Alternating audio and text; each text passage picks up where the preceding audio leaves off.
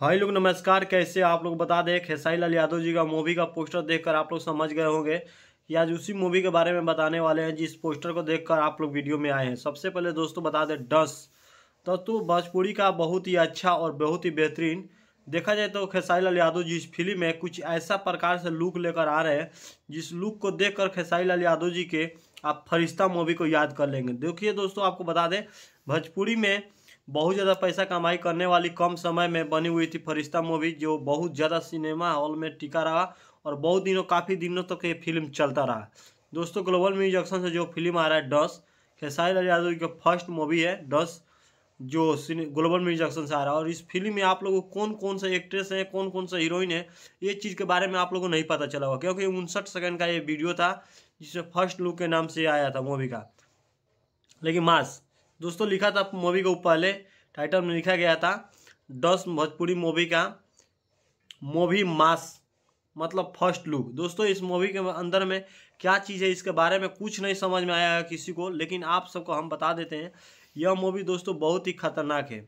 KGF movie आप लोग देखे थे, बहुत सारे लोगों के रॉकी भाई का फैन है दोस्तों, उसी तरह से भोजपुरी का भी सुपरस्टार खेसारी लाल यादव को लाखों नहीं करोड़ों में फैंस हैं।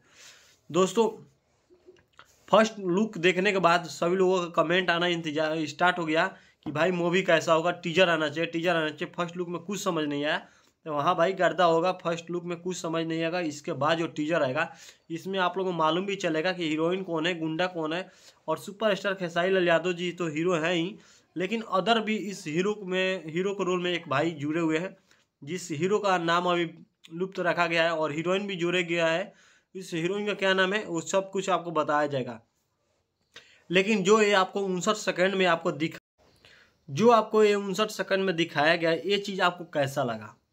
आपको लगा कि हाँ भाई मूवी में कुछ खास बात जरूर होगा?